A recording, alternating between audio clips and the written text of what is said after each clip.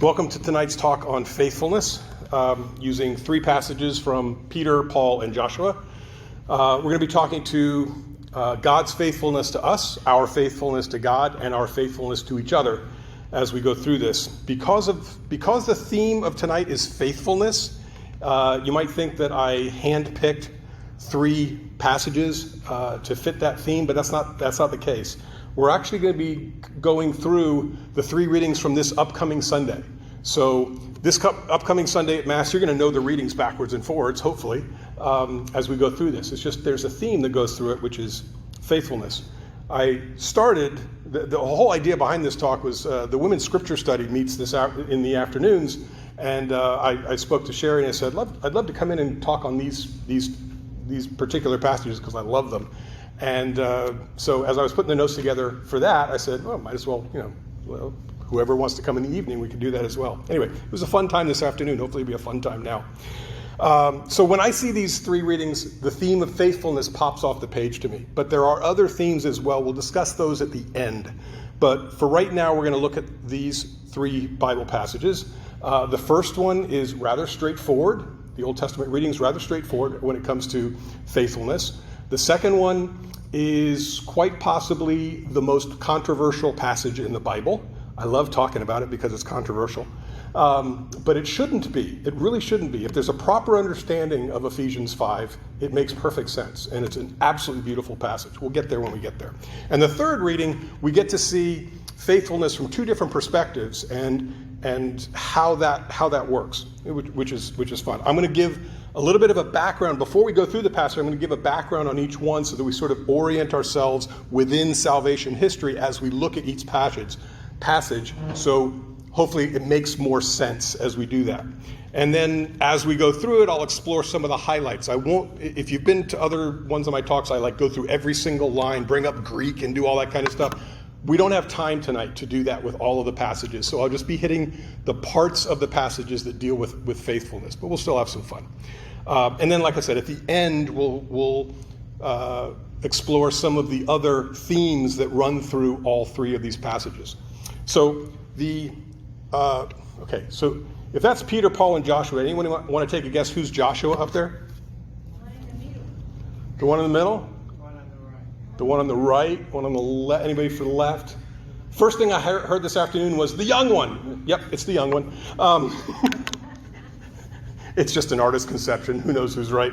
But we'll go with that. The reading from Joshua is from chapter 24. Hang on. And it's got a very famous line in it. Chapter 24, verse 15. As for me and my house, we will serve the Lord. Right? I came to faith about 12 years ago, and before that I didn't have any faith. And when I came to faith, one of the first things I did was I ran off to some personalization service and made a whole bunch of things like this for like all sorts of different places in the house. And one of them happens to be one of the lines we're going to be talking about tonight. So just for the heck of it, I grabbed this off the wall and said, see, I've thought about this before. But anyway, that's just for fun. So let's go through Joshua.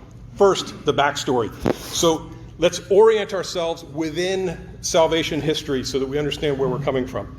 At some point, and you know this part of the story, at some point in history, God goes to Abram, who eventually becomes Abraham, and he says, and it basically says this, paraphrasing, Abram, I want you and Sarah to be the starting point to build a nation that will learn from me, trust me, and follow me, and basically be showing faithfulness to the one true God. From there, we've got the story of Abraham, Isaac, and Jacob, and then Jacob's descendants, which become the Israelites. And at some point, the Israelites become slaves in Egypt. So God then sends Moses down to free them so they can wander in the desert for 40 years. And they wandered in the desert for 40 years because they weren't faithful to God. They didn't believe his promises. Faithfulness comes in there, even in the backstory to Joshua. So at some point, God tells Moses to appoint Joshua as his successor. God says, this man has spirit, this man has courage, appoint him as your successor, and have the people get used to him being a leader because he's going to be the leader when you're gone. So he does this. At the end of the 5th book of the Bible, which is Deuteronomy, Moses dies. And at the beginning of the 6th book, Joshua takes over. And it's the book of Joshua. So that's sort of the handoff point. So Joshua has 2 main roles. Joshua is a military leader. He leads the people into Canaan, into the promised land. The Battle of Jericho was led by Joshua, and all sorts of other battles. But then he's also a spiritual leader in the mold of Moses. And he leads the people to renew the covenant several times, including the passage we're going to read tonight and this weekend. The passage is from the very last chapter of the book of Joshua, and is just before Joshua dies. So as Joshua's final act, which is just like Moses' final act, he's trying to encourage the people to show faithfulness to the one true God and not stray. So the question is, why is he doing this? Why was it so important to Moses, and why was it so important to Joshua to do this? Well, because both of them had seen the people, the Israelites, worship false gods in the wilderness. And now they're going to be in a new land and surrounded by people who worship false gods. Talk about temptation. So they're trying to impress upon them to stay faithful to the one true God, not the false gods, the lowercase g, the false gods that they have worshipped in the past, melting down the gold and making a golden calf and all that kind of stuff. So they didn't want the pattern to repeat, and that leads us into the first passage. Joshua gathered together all the tribes of Israel at Shechem, summoning their elders, their leaders, their judges, and their officers. When they stood in ranks before God, Joshua addressed all the people. Now, the reading from this coming weekend skips about 12 or 15 verses at this point, which is the beginning of Joshua's speech. And so that you understand the context, Joshua at this point is reminding the people of God's faithfulness. He's sort of recounting their history. And he's explaining to them, reminding them of all the miracles that they saw in the wilderness, them being fed and protected and all this other kind of stuff, both in the wilderness and throughout the conquest of the promised land. He reminds them of God's assistance in battle. One of the interesting things is God assisted them in battle by sending hornets in front of the army to drive out the enemies before the Israelites even got to the enemies. The enemies were taken off because they were being swarmed by hornets. This is an interesting trick that God decided to do. So he's reminding them of all of the things that God has done, all the promises that have been fulfilled. He's reminding them of this. And then he, at the end of the section that skipped, he tells the people, and I quote, "Cast out the gods your ancestors served beyond the river and in Egypt, and serve the Lord." Then he goes on and he says this: "If it does not please you to serve the Lord, decide today whom you will serve." And by the way, that "if it does not please you," the literal translation of that is, if you think it's evil to serve the Lord. That's technically what that means, but they make it nicer in the translation. "If it does not please you to serve the Lord, decide today whom you will serve. The gods your fathers served beyond the river, or the gods of the Amorites in whose country you are now dwelling. As for me and my household, we will serve the Lord." And I could pick up that thing and show it to you again, but that's the main one, right? We will serve the Lord. So, and then the people respond. It says, "But the people answered, 'Far be it from us to forsake the Lord for the service of other gods. For it was the Lord, our God, who brought us and our fathers up out of the land of Egypt, out of a state of slavery. He performed those great miracles before our very eyes and protected us along our entire journey and among the peoples through whom we passed. Therefore, we will also serve the Lord, for he is our God." So they're saying in their response that they recognize that God's been faithful to them, and they're pledging to be faithful themselves. They say, "We will also serve the Lord." So Joshua, in his role as spiritual leader, is challenging the people, choose, make a choice. The people who actually saw the miracles say, "Great, we will serve the Lord." The question is, did they? No. They failed again and again and again and again. They kept worshiping false gods. So they were committing idolatry and worshiping false gods. They were surrounded by it, and it just sort of happened. Now, you may think that this kind of thing only happens in the Old Testament. right? The melting down of the gold and creating a golden calf and everybody bowing down and worshiping and all that kind of stuff. That's sort of what we have in our head when we think of the term idolatry. But we have idolatry today. We have idols today. We live among people who worship idols all the time. They're all around us. An idol is anything that steals so much of your attention that it diminishes your relationship with God. That's what an idol is. Anything that gets in between you and your relationship with God is an idol. We have that all around us. Our culture is saturated with idols of various types. Okay? It could be any oversized pursuit of money, power, pleasure, status, or anything else. Okay? And I do say oversized pursuit because there is a healthy pursuit of money to say, to take care of a family. But when it becomes oversized, when it becomes a matter of greed, when it becomes a matter of trying to amass a certain amount of power or something like that, then those things themselves can become idols because they can force you to do things that you know that God doesn't want you to do. And anything that comes between you and God is an idol. It doesn't have to be a little statue that you bow down to. It doesn't have to be plated in gold, whatever. It can be a concept that pulls you away from God. And think about the advertisements you see on TV. They're meant to sort of stoke our oversized desire for these things, and they pull us away from God. And we live among people who worship those things. Just turn on reality TV sometimes and see what these people do. It's absolutely amazing. Huh? We do every once in a while with our own family. Exactly. I agree. So we need to recognize that we live among things that could turn into idols. Anything that makes you do something that you know that God wouldn't want you to do, that's an idol. So we need to be careful. We need to be vigilant. We need to listen to Joshua's last speech. It makes perfect sense for us today, just like it did back then. It's just the idols have changed a little bit. So, next. The next one is Ephesians chapter 5, the end of Ephesians chapter 5. This is the controversial one. I love this passage. I think it's an absolutely beautiful passage if it's understood properly. When I covered it in the Ephesians course, I did the Ephesians course up here, not this past January, but the January before that, so a little over a year and a half ago. And when I covered this little passage in the Ephesians course, it took me 40 minutes just to get through this. I don't have that much time tonight, so I'm going to talk faster and I'm going to cut some of the things out. But hopefully I'm going to still get the important points across. It's one of the most controversial passages in the entire Bible, but it shouldn't be. The first reading dealt with God's faithfulness to us and our faithfulness back to God. The second reading adds another layer to it. It adds the layer of our faithfulness to each other. And also, like in Joshua, the passage deals with how leadership is executed. And that's where the controversy come in. How is leadership executed? And this passage talks about it, and that's what makes people bristle. A lot of people today have the wrong idea, the wrong concept of what leadership is. And that's a problem, but our modern culture really messes with our minds about this because it lies to us.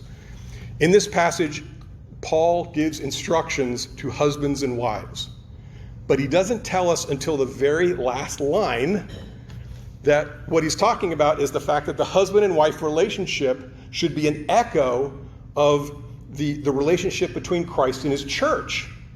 And I think if he had put that at the beginning, it might be easier to read it, right? Because you get all steamed up. Okay, but you don't go back and reread it again with that understanding. So I'm telling you ahead of time. So hopefully it'll go down a little easier as we go through this. Okay. Now, if we're meant to be an echo of the relationship between Christ and his church, stop for a moment and think about that perfect supernatural relationship between Christ and his church. What things surround that? There's a good reason that the church is referred to very often as the bride of Christ, because Christ and his church are wed together, and we're supposed to emulate that. Now, Christ cares for and loves his church, and through his total sacrifice, he protects and provides for her. The church, on the reverse side, that's us, we see that love and that care and that sacrifice, and then in response, we entrust ourselves to Christ's loving care. That's sort of how that relationship works. So Christ's leadership has absolutely nothing to do with, exhibiting power. It's all about love and service and sacrifice. That's how leadership works with Christ. That's the example that he's given us. A husband and wife are supposed to be an echo of this relationship. A properly organized relationship is supposed to echo this, which is what Paul is explaining. We are fallen and imperfect. We can't do it perfectly, but we should strive to imitate that perfect supernatural example. It's what we aim for. So when we look at this passage as a whole with faithful eyes, we can see an incredibly beautiful passage. And I'm hoping that over the next 10 minutes, you'll come to agree with me on this. The modern world would like us to think that this passage is sexist, misogynistic, patriarchal, all that kind of ancient and out of touch and all kind of stuff, but God's truth doesn't expire. So if it was true back then, it's true today. As we go through this, I'll try and explain why the modern world has it wrong. Now, first of all, these instructions by Paul are meant for Christian husbands and wives. It doesn't work for somebody who doesn't understand the relationship between Christ and his church, because we're supposed to emulate that. If you don't understand the relationship between Christ and his church, you can't understand the instructions. So that's important. And there, as we go through this, you'll see that there is no practical advice that Paul offers. He never says, well, if you're in this situation, do this, and if you're in this situation, do that. There's no do this, do this, do this. It's think this way, and you'll know what to do, right? If you have the right attitude, you don't have to be told what to do. You just do it because you know what to do in every situation. Think about the simplicity of Christ's command to us to love your neighbor. If you understand what love your neighbor means, you don't have to be told, well, in this situation, I'll do this, and this. You just know, love your neighbor. And you figure it out as you go along. So it works out. There's no rules, just attitude, but it's actually more powerful than rules because it covers everything. Paul's exhortation here covers everything. Now, we're meant to imitate the relationship between Christ and his church to the best we can, to the extent we can. We are not supernatural, we're not Christ, we're not the church, but we're just human beings. But to the extent that we can emulate that, we should do that. Christ, for instance, can save the church. A husband really can't save his wife, but he is called to sacrifice for her. And that's part of the things that we can do. One last thing before we get started. This passage in Ephesians is the beginning of a section that's written in the style of what's called a Greco-Roman household code. These were household codes were given to families to instruct people how to operate in a household. And this would lay out the instructions for everybody in a household except the man. The man was never told what to do. The man had supreme authority in a household. So the man never really entered into the household code. The women would be told what to do. The children would be told what to do. The servants would be told what to do. The man never happened. Paul, on the other hand, hits the man pretty hard. It's amazing that Paul is telling the man to do anything at all. But it's extraordinary that he hits the man so hard. Okay? But we have to get through the first couple of verses before we start hitting the men. So you're going to have to, ladies, you're going to have to take your lumps first, and then we get to the men. It's okay. Guys, enjoy the first couple of sentences, because after that, we're just nailed for the whole rest of the time. Okay? It's just the way it works. We got to take our lumps.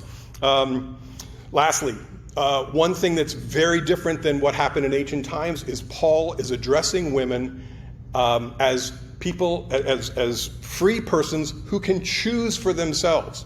This was not something that was true in the ancient world, okay? Not in the pagan world. So Paul, very far from being sexist, misogynistic, and patriarchal, he's actually talking to men and women as equals. So keep that in mind as you go through it. But to our modern ears, he sounds backwards. But if you keep in mind the fact that God's truth doesn't change over time, if it was true then, it's true now, and the fact that the world was the way it was back then, Paul is very modern, if you want to look at it that way. So with that intro, let's read. First, I'm only going to put up one line to begin with, just to get started, okay? Because it gets really bad right after this, okay? Brothers and sisters, be subordinate to one another out of reverence for Christ. To one another. Be subordinate. What does subordinate mean? It could mean submit, could mean obey, but subordinate means, if you got a math background, you know what ordinal numbers are. There's the counting numbers, 1, 2, 3, 4, 5, and then the ordinal numbers are first, second, third, fourth, fifth. It's the place, right? So subordinate would mean never put yourself first. Always look at yourself as being in servant mode, to serve the other person. Think about Christ's example his whole life, right? So Paul starts with, and please remember this as we go through these next few verses, Paul starts with, be subordinate to one another. Husbands, be subordinate to your wives. Wives, be subordinate to your husbands. Okay? Both ways it goes. But then Paul gets himself in trouble. He then repeats the exact same thing, but he singles out the wives. He says, wives should be subordinate to their husbands as to the Lord. Now, he just said this in the last sentence, but nobody gets upset about that because there's equality there. All of a sudden, he says the same thing, but he just doesn't flip it. He just flips it, and everybody goes, whoa, that's so... It's not. Remember, he started with the mutual subordination. So, Father John Ricardo did his thesis on this passage, and he dug into all sorts of ancient writings and the context of how this connects with everything else, and how things worked and all that kind of stuff. And he and a friend of his put together an alternate way to say this second line, given the context of everything that's known about what this passage means. He says this isn't an alternate translation, because it's not a word-for-word translation, it's a concept being the same. He said the alternate explanation is this. So instead of that second line, it says this: wives, as persons who are absolutely equal to your husbands in dignity, choose to entrust yourselves to their loving care. Okay? So in a perfectly working situation, you've got love, and you can entrust yourself to that loving care. It means it's a response. It means the woman has a choice to make, okay? That she can voluntarily choose to do this. And it's mutual, so it's reversible. You could also read that. It says, husbands, as persons who are absolutely equal to your wives in dignity, choose to entrust yourself to her loving care. Okay, you could flip it, okay, if you go back to the first sentence. So she gets to choose. It's unlike her current pagan situation. Next line. And we're going to hit another bristle point here. And then it goes smooth after this. For the husband is head of his wife, just as Christ is head of the church, he himself the Savior of the body. As the church is subordinate to Christ, so wives should be subordinate to their husbands in everything. Remember, I told you, every time you see the word subordinate, remember that Paul made it mutual to begin with. Okay? He's just saying this again in the wife section, which we're almost done with here. Now, first, Paul says, the husband is the head of his wife, just as Christ is head of the church. Christ is the ultimate model of leadership, true manly leadership. How did he lead? Ask yourself, think about all the different things you've heard about him. How did he lead? Who washed the feet at the Last Supper? Christ. By example, he took the place of what should have been the lowest servant in the house as the one that washes the feet. He chose to do that. And so that's what we're supposed to do. It's a servant leadership. That's the proper understanding of leadership. If we understand, if we trust the Bible, if we trust Christ, if we trust God, if we trust the Holy Spirit to have put it together correctly, we know that the proper understanding of leadership is servant leadership, which is what Christ modeled his entire ministry. So he even taught that greatness in leadership is measured by service and sacrifice. In the Gospel of Mark, chapter 10, he's talking to the apostles who are saying, oh, who's the greatest among us, and all this kind of stuff. And he comes back and he says, whoever wants to become great among you must be a servant. Servant leadership. If you want to be great, you must be a servant. This is setting up what's going to hit the guys here in a second. So we get this wrong. First, so leadership doesn't mean being the boss. It means being head servant. Christ being the head is head servant. We get this wrong because our modern culture teaches us that power is everything. Leadership is power, right? Power wins. That's not true. God wins. Service wins. Love wins. We sometimes forget that. But we have to sometimes block out what the modern world is telling us and remember what Christ has been telling us all this time. Service wins. God wins. Love wins. It's not about power. One of the reasons that Ephesians chapter 5 sounds objectionable to some people is that we've been taught by our modern culture that cooperation is weakness and that leadership is power instead of leadership being service. The evil people in this world, and there are evil people in this world, have twisted the true and proper meaning of the word leadership.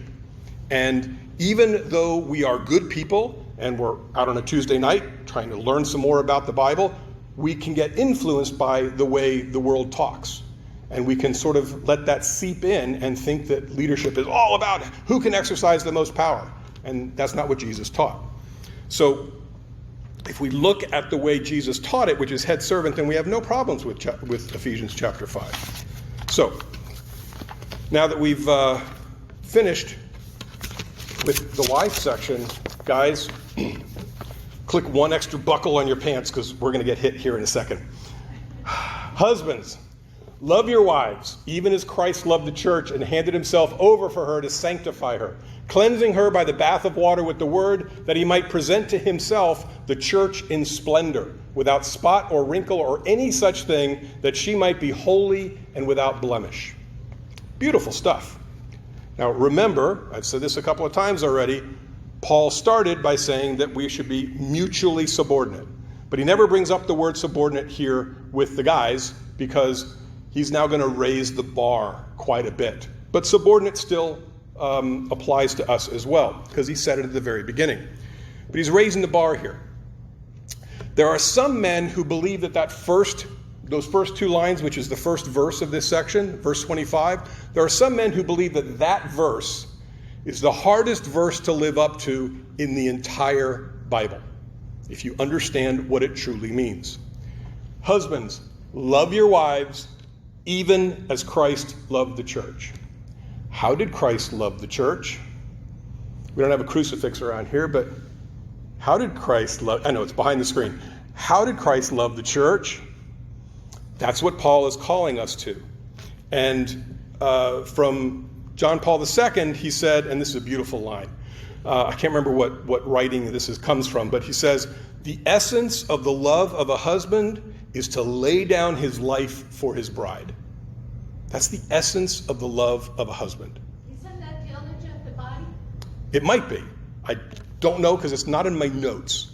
But that's what he said. It's a beautiful line. He also talks about the fact that we do have different roles. We're complementary to one another. Husbands and wives are different. John Ricardo says, and my wife is very fond of repeating this, Father John Ricardo says that men and women are as different from one another as they can possibly be and still be the same species. We're just very different from one another. Sometimes we need to be told things that you guys don't need to be told because we don't quite get it. We have our different strengths. So Paul is saying, husbands, in the second line it says, even as Christ loved the church and handed himself over for her to sanctify her. Anytime you see that phrase, handed himself over, it comes from a Greek word that I didn't write down, so I don't know what it is. But anytime that Greek word is used, it basically means hand yourself over to the cross, to the ultimate sacrifice. So he's saying, husbands, hand yourself over for her. Paul is telling the husbands to sacrifice even your whole life for your wife. Now, when a husband successfully loves that way, it's very easy for a woman to entrust herself to his loving care. When a man doesn't love that way, then it's very difficult for a woman to entrust herself. So it kind of breaks down. There's nothing to entrust. There's no loving care to entrust yourself to. So it's got to be on both sides here. It's funny because it's like, hand yourself over for death. Oh, sure, not a problem. This is part of the male ego thing, right? Tell me I got to rush into a burning building to save somebody? I'm ready. I've been waiting all my life for somebody to tell me to rush into a burning building. This is what I've been living for. I'm ready to go do it. But put away the dishes, that's a step beyond. I can't do that. That's way too far. So we can do the huge things, and we do them no problem because there's just something in us that wants to do that. But we fail on the daily things. I fail all the time on the daily things, okay? And Paul is telling us on both the big and the small things, we're supposed to lay down our lives for our wife.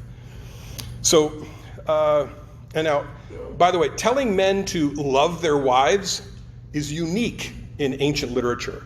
You didn't see it in the Old Testament. You don't see it in rabbinic literature, and you didn't see it in any of the Greek and Greco-Roman household codes.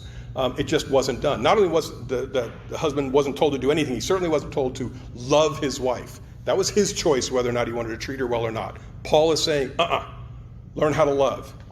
Now, before we get to the next one, I got to set up this next one. Paul knows, because the Holy Spirit has guided him, Paul knows that women are better than men at understanding how to love and how to show love. So Paul tries to teach the men how to do this, how to internalize love properly by using a very interesting shortcut. Watch this. Several times, and then this next slide, and I'm not putting it up there because I don't want you to read ahead while I'm explaining this.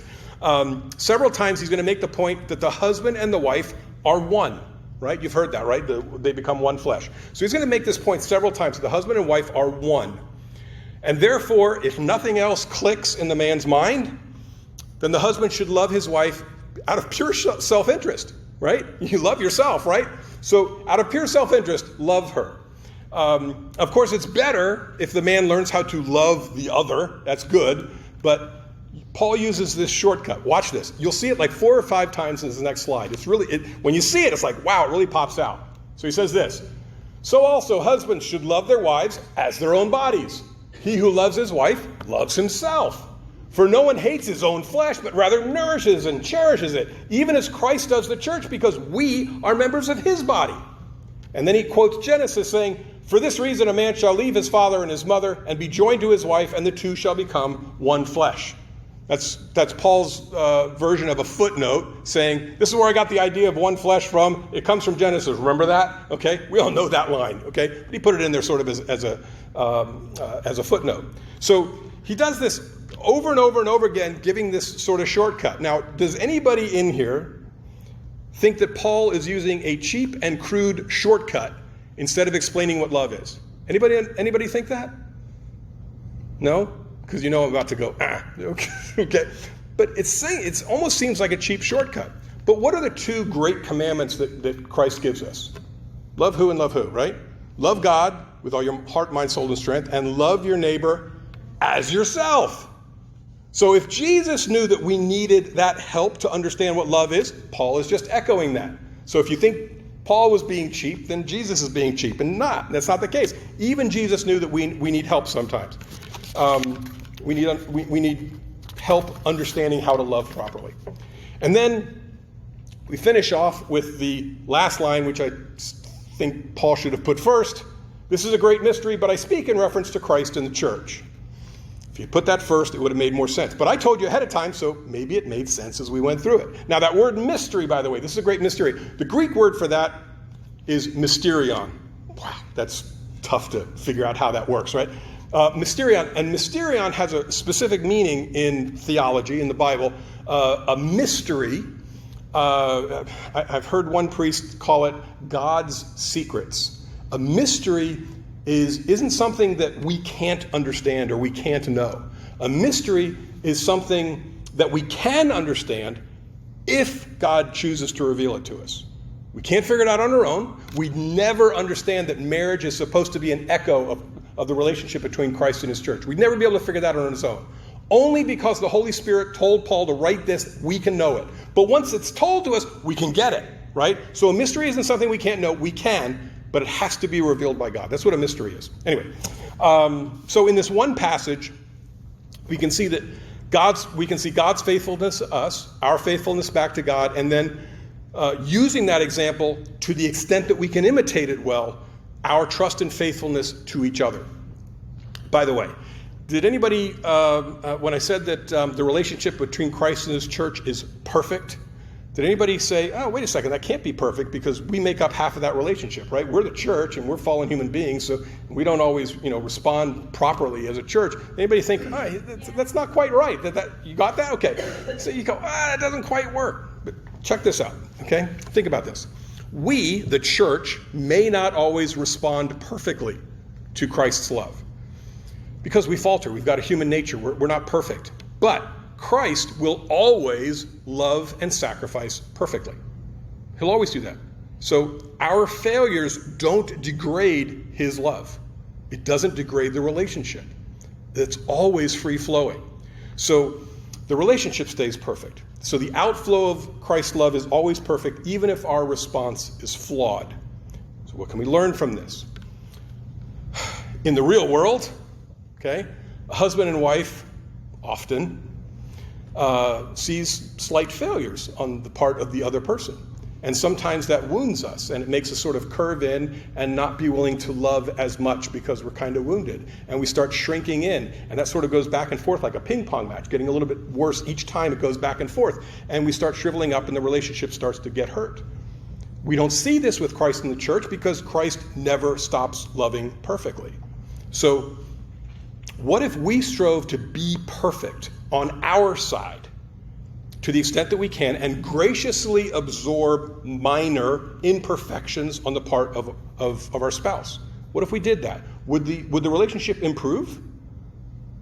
Okay, this is part of emulating the relationship between Christ and his church. Now, let me make absolutely perfectly clear. I am not talking about anybody being a doormat. I am not talking about anybody saying that the person, that other side is just absolutely terrible. I'm just going to absorb it. That's not what I'm saying. I'm saying absorbing minor imperfections on both sides to keep things better. Okay, sort of learn from what Christ does and just not get offended. It's kind of nice.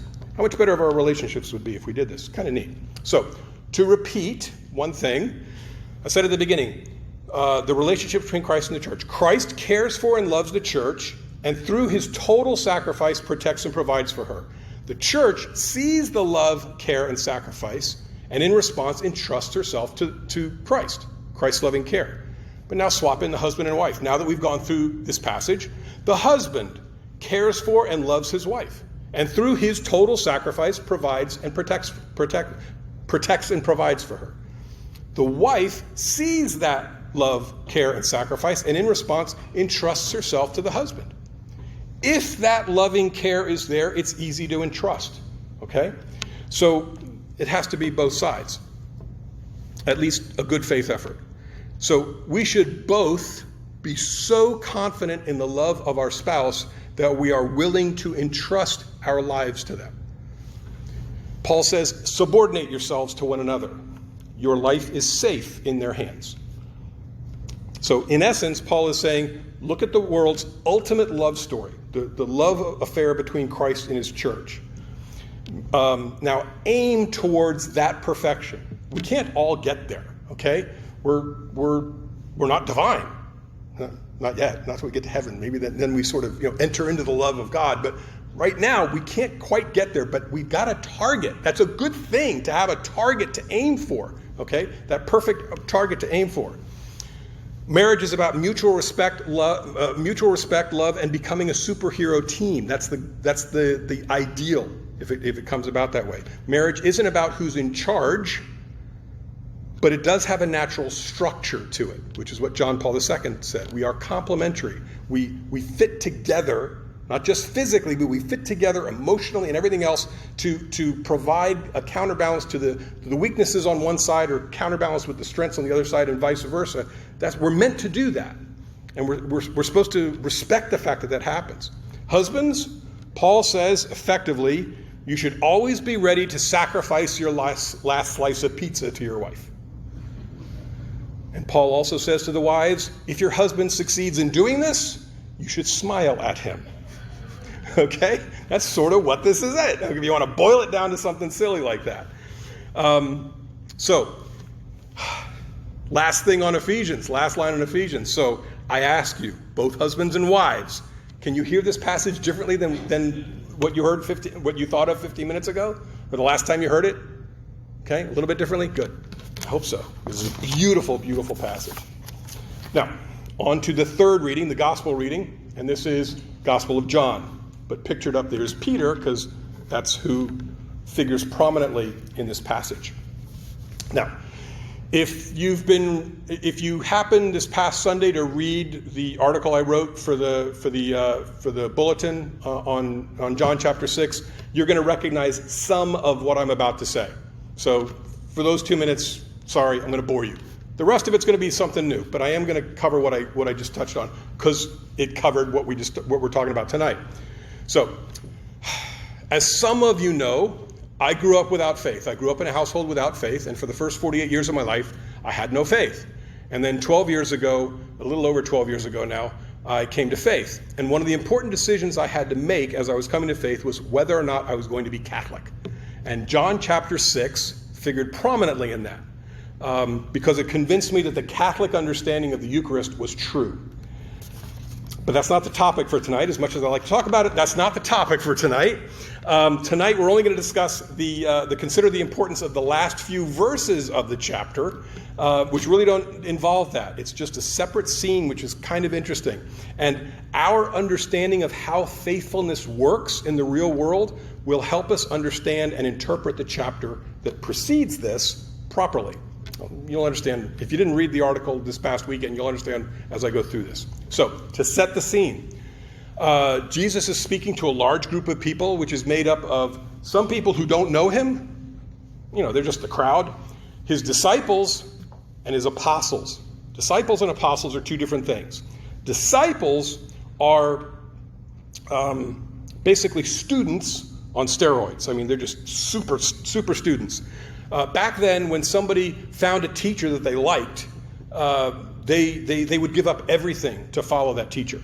They gave up friends, families, their job, their hometown, everything. And they would just follow that teacher 24/7, listening to everything that teacher had to say because they just wanted to absorb the mindset of that teacher. They just wanted to be a mental clone of that teacher. They just developed an incredible extreme faithfulness to that teacher because they essentially wanted to copy the teacher's thoughts into their own head. So it was just a very aggressive learning process. That's what a disciple is. An apostle is different. An apostle, Greek word is apostolos, means one who is sent. Apostles didn't choose the teacher. What happens at the very beginning of the Gospels? At the very beginning of Christ's ministry, he goes out and finds the apostles. Well before there's any disciples, he goes out and handpicks the apostles. Apostles are chosen. Disciples sort of come, but apostles are chosen. And they're chosen for a mission. And the mission is to start the church, to spread the message, to be sent. That's what apostle means, is to be sent. So, that having been said, apostles are disciples. They are aggressive students of Jesus. They sat around 24/7 and listened to him as well. But they're not just disciples. They're a sort of a special class, if you want to call it that. Not to get into class warfare here, but they are a separate class of people with respect to this conversation here. So the passage for today is at the very end of what's called the Bread of Life discourse. And earlier in the teaching, earlier in the chapter, leading up to what we're talk about here, Jesus says things like, I am the manna from heaven. And when he says this, he's establishing a typological link between himself and the manna, which was like the big miracle that was on everybody's minds that had happened in history, the most amazing miracle. And because he made this particular link, everything that he was talking about has to, if it's true, and Jesus speaks truth, everything that Jesus says has to be a bigger miracle than the original miracle. And the original miracle was huge. So what he's saying has a tremendous amount of importance. He then says things like, I give my flesh for the world, which starts making people wonder what the heck is going on. Then he says, I am the bread of life, which gives the discourse its name, but also leads to something that's a stronger image. He says, you must eat my flesh and drink my blood, or you have no life in you. And he says this several times, in several different ways, each time with an increasing intensity. And this whole time, once he starts saying things that are kind of shocking or astonishing, the people are starting to challenge him. And he doesn't back down, he doesn't stop, he just stands his ground and keeps repeating it.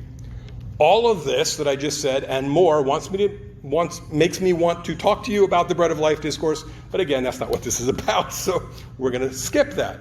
But to know what was being said and the intensity of it helps us understand these next 10 verses. All that's important is that Jesus has just made some astonishing statements, which are absolutely impossible for anyone to understand on that day.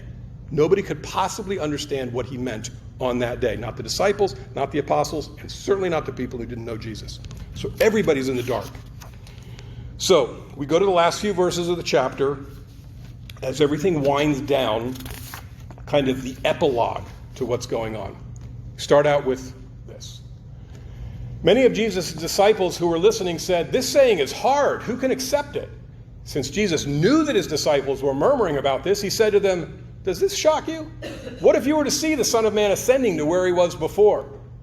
It is the Spirit that gives life, while the flesh is of no avail. The words I have spoken to you are spirit and life, but there are some of you who do not believe." Jesus knew from the beginning the ones who would not believe and the ones who would betray him. And he said, "For this reason I have told you that no one can come to me unless it is granted him by my Father." Now at this point, everything that Jesus has been saying, not just this, but also all this, the entire bread of life discourse is just sort of takes a toll on everybody. And we come to one of the saddest lines in the Bible. It says, "As a result of this, many of his disciples returned to their former way of life and no longer accompanied him." The bonds of faithfulness here broke. These disciples that had given up everything, that had been following him for weeks or months or even years, left because of a few things that Jesus said. Stop for a moment. Think about somebody in your life with whom you have a close bond, a close, faithful bond. Somebody who you couldn't even possibly imagine breaking from. Family member, a friend, a parent, a child, a spouse, whatever. Think about somebody you've got a very, very close bond with. Now, what would they have to say to make you break that bond of faithfulness, turn your back, and walk away at the moment? Let me narrow the question. Let's say they were explaining something to you and used a bad metaphor in the process of explaining it to you. Can you think of a bad enough metaphor that they could use that would make you break the bonds of faithfulness and walk away? No, you can't. You'd say, that's a really bad metaphor. Pick something else when you want to explain it sometime. I'm going to let him have a pass at this. We'll wake up tomorrow morning. He'll say something better tomorrow, but I'm not going to walk away. I've just invested 2 years of my life following around this guy. I love this guy. He used a bad metaphor. I'm leaving. That doesn't happen. We know this. And we know this because we understand what faithfulness means. We look at the reaction of the disciples, and that proves to us that what Jesus has said earlier, the disciples knew that Jesus was speaking literally. He wasn't using a metaphor. Why do I bring this up? There are people out there today, 2,000 years later, who weren't there at the time, who say John 6 should sort of be ignored because it's all one big metaphor. Just ignore it. It's one of the foundations of our faith. But they want to just say ignore it. Just ignore it. It's just a metaphor. But the disciples' reaction doesn't line up with that at all. Nobody would walk away from somebody who they're closely bonded with because they used a bad metaphor. They knew he was speaking literally, but they couldn't understand what he was saying. And it was shocking. It was so shocking, they just couldn't grasp it, and they broke and they ran. Well, they didn't run, but they just said, forget it, I'm out of here. The fact that they left him proves that he was speaking literally. That was part of my understanding as I was coming to faith that made me understand that I had to take chapter 6 literally. When I was first desperately trying to understand chapter 6. And that's roughly where I stopped my analysis of chapter 6 when I was first looking at it. These last 3 verses really sort of didn't enter into it. It was just like, that's the end of the chapter. Okay, I'm finished with it. But now they mean more to me than ever because they take on a new emphasis. Picture the scene. Jesus has been having a very animated back and forth with everybody there. He's been challenged, and he's sticking his ground. He's saying it, and he keeps intensifying what he's saying. He wants to sort of stick it in their head so they understand it, because later on they might understand it. But everybody's leaving. Everybody's leaving. It's got to get to him. So sort of like exhausted, he sort of walks over to the apostles, and he asks them a question. And then Peter looks back at him, and you got to imagine Peter is just dumbfounded. He's just he's confused to the point of pain. And he just sort of looks up and answers Jesus. And this is the last 3 verses here. Jesus then said to the 12, "Do you also want to leave?" Simon Peter answered him, "Master, to whom shall we go? You have the words of eternal life. We have come to believe and are convinced that you are the Holy One of God." And I can just see the exhaustion in Peter's response. I have no idea what you just said, but I love you and I'm sticking it out. But I don't know where to go. We don't have anywhere else to go. "Master, to whom shall we go?" Where else could they possibly go? They know this is the Son of God. Where else do you go? Think about it for yourself. Let's say that you're talking to God, you're wrestling with something, and you're praying, and you're getting thoughts back from God, and the responses just don't make any sense to you. But you know that you're close to goodness itself. Do you just turn and run? Do you just say, that's it. I don't understand what the responses are, so I'm leaving? No, you dig in and you realize that you're right there with goodness itself. You just sit there and you just stay planted. And that's what this passage means to me. It says when we don't understand, we need to just trust God. We just need to remain faithful. And perhaps we keep trying to understand, or perhaps we just accept the fact that we may not understand it this side of heaven. But we stay close to goodness. We stay close to God. That's what we do. So, that's the end of John chapter 6. Now, as a bonus, I'm not going to do a whole other passage, but I am going to bring up my favorite two verses. It's on my mug. Along with the Joshua thing, my mug happens to have my 2 favorite verses in the Bible. Probably the 2 favorite verses, or close to them anyway. Galatians 5:22 and 23. And it says this: "The fruit of the Spirit is love, joy, peace, patience, kindness, goodness, faithfulness, gentleness, and self-control." This comes from Galatians, also Paul. So Paul's up there now. We were going to get his picture in at some point. And notice, faithfulness is in here. Wow, that pops up right away. Faithfulness is a gift of the Holy Spirit. It is not based in willpower. People think, if I just tried harder, I could be better. No. Faithfulness is a gift of the Holy Spirit, as are all of these other traits.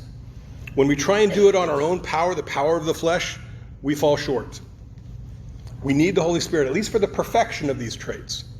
So to attain an abundance of these traits, we need to invite God to reside within us, to animate us, to strengthen us. Look at that list of traits, okay? And think about one or more of those that you've been trying to cultivate within yourself, that you've struggled with, that you continue to struggle with, that no matter how hard you try, it just doesn't seem to work. Is it love, joy, peace, patience, kindness, goodness, faithfulness, gentleness, self-control? If you're trying to do it by your own power, by your own willpower, you're doing it wrong. You need to invite the Holy Spirit in to help you. And when that happens, God will give you grace. And I say help you intentionally because God just doesn't do it for you. He helps you by giving you grace, which is sort of like supernatural steroids. Okay? He gives you help, but we still need to cooperate with that grace to make it work. So, which is one of my favorite phrases in faith, we need to cooperate with grace. So, to conclude, back to the 3 guys, what are some of the common themes that these 3 passages have between them? Well, we've already talked about faithfulness, but all 3 talk about relationships, right? God's relationship with us, our relationship with God, our relationship with each other when we're within a marriage, or we can also broaden that to all of our relationships. And it's about how these relationships should ideally function with loyalty, love, and respect, the perfection that we aim for. There's also a theme of a loyalty to something greater than yourself, and then the sacrifice that's needed to attain that something good.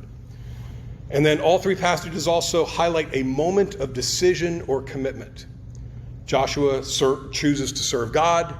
Paul describes the commitment in marriage as being an echo of the mutual commitment between Christ and the church.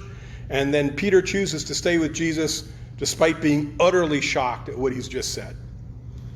It's sort of like all three passages are basically saying, choose wisely, love deeply, and stick around even when things get tough. Actually, especially when things get tough, because that's what faithfulness is. Thanks for listening.